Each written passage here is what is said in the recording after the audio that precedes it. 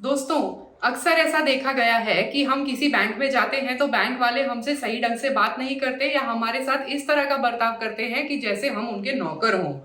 कई बार ऐसा भी देखने को मिलता है कि बैंक वाले जबरदस्ती अपना प्रोडक्ट सेल करने की कोशिश करते हैं, जिसकी हमें जरूरत ही नहीं है और ना ही हमने उनसे पूछा होता है उस प्रोडक्ट या सर्विस के बारे में। कई बार हम उनकी सर्विस से नाखुश होते हैं और हम कंप्लेंट करना भी चाहते हैं, लेकिन कुछ होता नहीं है क्योंकि हम अपने अधिकारों से जागरूक नहीं हैं।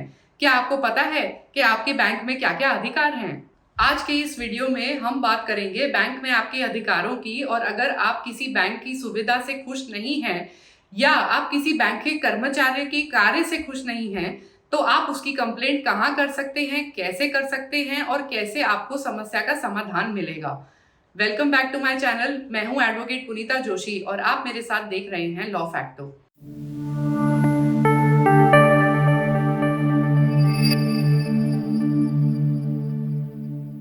तो आज हम बात कर रहे हैं आपके अधिकारों के बारे में और कि कैसे बैंक में कंप्लेंट की जाए।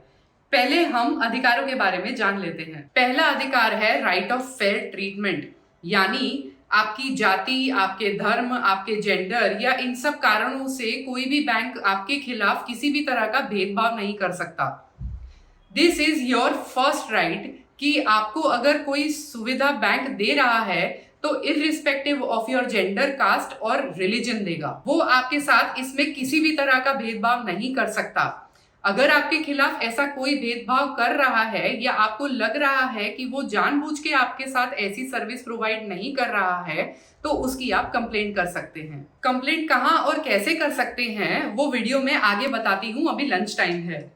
अरे अरे, ऐसा ऐसा मैं नहीं बोल रही हूँ, लेकिन कई बार हम देखते हैं कि 12 बजे गए तो हमको पता लगता है कि बैंक वाले लंच कर रहे हैं और वो हमें कहते हैं कि सर आप 1 घंटे बाद आना। जब बैंकिंग सिस्टम को लेके एक आरटीआई लगी तब आरबीआई ने इस बात का खुलासा किया कि भारत में बैंकिंग सिस्टम में ऐसा कोई फिक्स टाइम या रूल नहीं है लंच को लेकर। यानी अगर बैंक वालों को लंच करना है तो एक एक करके लंच करने जाएंगे, ना कि एक साथ। उनका ये मानना है कि बैंक को किसी भी तरह का ब्रेक नहीं लेना होगा, बैंक में लंच नहीं हो सकता, इससे आम जनता को खासा नुकसान उठाना पड़ता है।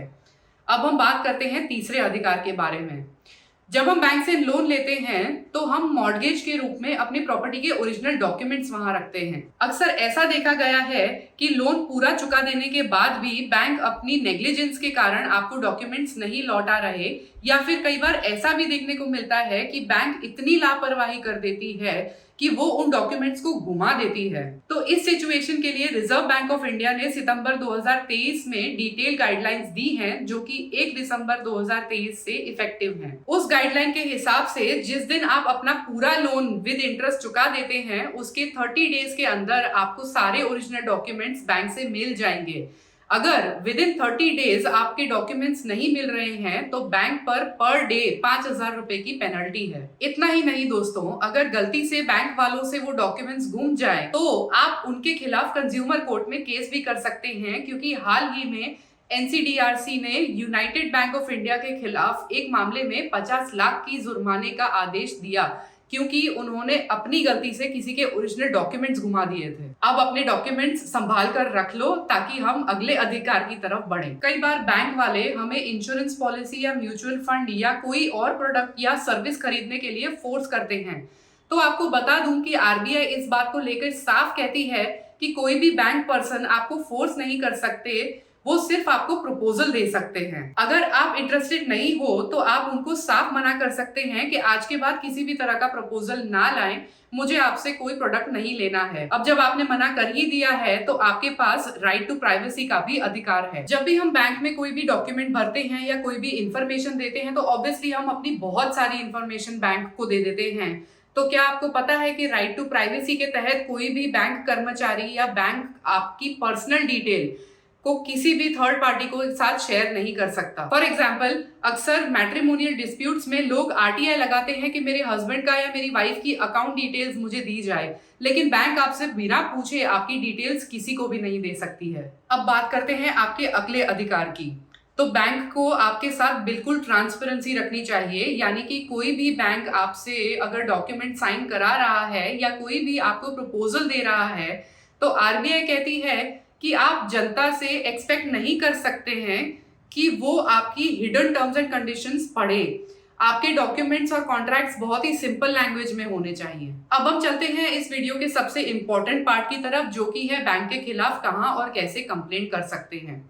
अगर आप किसी भी बैंक की सर्विस से खुश नहीं है, या आपके अकाउंट में प्रॉब्लम आ रही है, या आपके लोन के डॉक्यूमेंट्स नहीं दे रही है, या कोई भी प्रॉब्लम हो रही है, तो ऐसी कंडीशन में आपकी ब्रांच में एक कंप्लेंट रजिस्टर होता है, जिसे शिकायत पुस्तिका भी कहते हैं। आपको अपनी शिकायत या जो भी आपकी समस्या है वो आप उसमें लिख सकते हैं। अगर कंप्लेंट रजिस्टर वहां मौजूद नहीं है तो मैनेजर से आप हक से मांग सकते हैं कि मुझे कंप्लेंट रजिस्टर दीजिए, और फिर आप कंप्लेंट वहां लिख सकते हैं। साथ ही साथ आप अपने बैंक के हायर लेवल के ऑफिसर्स को ईमेल भी कर सकते हैं कि जो भी आपकी परेशानी है उसके बारे में। इनके ईमेल एड्रेसेस आपको इंटरनेट पर इजीली मिल जाएंगे। अब जब आपने रजिस्टर में कंप्लेंट लिख दी है और ईमेल भी कर दिया है, लेकिन फिर भी आपकी प्रॉब्लम का सोल्यूशन अगर नहीं आया है, तो इस सिचुएशन में अगर 30 डेज तक बैंक के कर्मचारी आपको जवाब नहीं देते हैं, या फिर कोई भी बैंक से सैटिस्फैक्टरी रिप्लाई नहीं मिलता है, तो आरबीआई ने ओम्बड्समैन स्कीम के तहत आपके सारे ग्रीवेंसेस को सुनने के लिए एक सीनियर ऑफिसर को अपॉइंट किया है, जो आपके सारे ग्रीवेंसेस को सुनेगा। मगर इसकी कुछ लिमिटेशंस भी हैं, जैसे कि आपको विद इन 1 ईयर अप्रोच करना है। अगर आपने 1 साल के बाद अप्रोच किया है तो आरबीआई ओम्बड्समैन भी आपकी नहीं सुनेगा। दूसरी लिमिटेशन ये भी है कि अगर आपने किसी कंज्यूमर कोर्ट में जाके केस कर रखा है, या कोई और जुडिशियस फॉर्म को यूज कर लिया है, तो भी आप आरबीआई में ओम्बड्समैन में नहीं जा सकते हैं। इसलिए अगर मैं इसको सिंपल भाषा में कहूं तो पहले आप बैंक जाइए, बैंक से जवाब नहीं आए तो आरबीआई ओम्बड्समैन में कंप्लेंट करिए। वो आपकी सारी समस्याओं का समाधान करेंगे, क्योंकि आरबीआई ओम्बड्समैन स्कीम एक सेंट्रल सीनियर ऑफिसर है जो आपकी सारी बातों को सुनते हैं और समस्या का समाधान देते हैं। मुझे पूरी उम्मीद है कि आपको आज का ये वीडियो पसंद आया होगा। इसी तरह की वीडियोस के लिए सब्सक्राइब कर लीजिए लॉ फैक्टो। मिलेंगे अगली बार इसी तरह के वीडियो के साथ, तब तक के लिए धन्यवाद। जय हिंद।